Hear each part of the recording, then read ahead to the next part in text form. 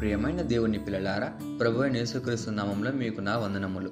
ఈ లోకం నిత్య చీకటి వలయంలో కూరుకుపోతుంది. పాపం, అసత్యం, భయం, నిరాశ, అంధకారం పెరుగుతూనే ఉన్నాయి. కానీ ఈ చీకటి మధ్యలో దేవుని ప్రజలపై ఆయన కాంతి ప్రకాశిస్తుంది. ఈరోజు వాక్యం మనలను ధైర్యపరుస్తుంది. చీకటి ఎంత గొప్పదైనా దేవుని మహిమ నిన్ను ప్రకాశింపజేస్తుంది అని. ఈరోజు దేవుని వాగ్దానము యెషయా గ్రంథము 60వ అధ్యాయం 2వ వచనము. యెషయా గ్రంథము 60వ అధ్యాయం 2వ వచనం వాక్యం ఇలా ఉంది: చూడుము, భూమిని చీకటి కమ్ముచున్నది, కట్టిక చీకటి జనులను కమ్ముచున్నది. యెహోవా నీ మీద ఉదయించుచున్నాడు, ఆయన మహిమ నీ మీద కనబడుచున్నది అని. ఈ వాక్యము ప్రవర్తన యెషయా ద్వారా ఇశ్రాయేలు ప్రజలకు ఇచ్చిన మాట. కానీ ఇది ఈ రోజున దేవుని నమ్మిన ప్రతి వారికి వర్తిస్తుంది. ఈ వాక్యాన్ని కానీ మనం గమనిస్తే, మొదటిగా భూమిని చీకటి కమ్ముచున్నది అని. ఇది పాపము, అపవిత్రత, ఆధ్యాత్మిక శూన్యతను సూచిస్తుంది. రెండోదిగా కట్టిక చీకటి జనులను కమ్ముచున్నది అని.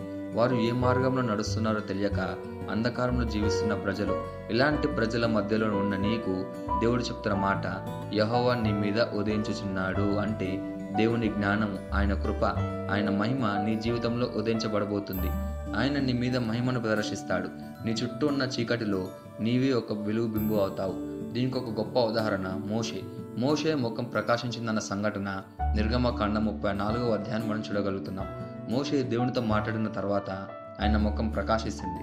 ఇతరులు అతని ముఖాన్ని చూసి భయపడ్డారు. ఆ ప్రకాశం మోషే యొక్క సామర్థ్యం కాదు, దేవుని సమాధానం, అంటే ఆయన మహిమ అన్నమాట.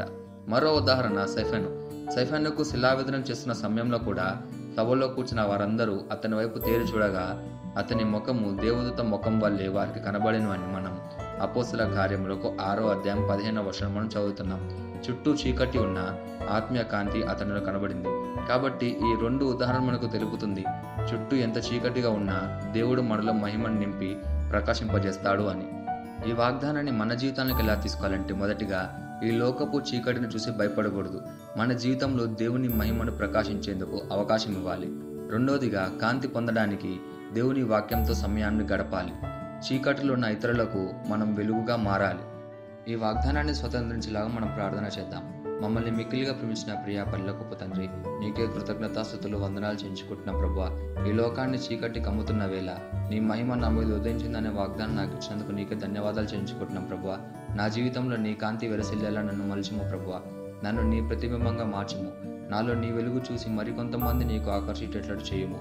ఈ చీకటి లోకంలో నీ బలాన్ని, నీ ప్రేమను ప్రతిబింబించే వాడిగా నన్ను చేయమని ప్రార్థిస్తూ యేసుక్రీస్తు నామమున అడుగుచున్నాము తండ్రి, ఆమేన్.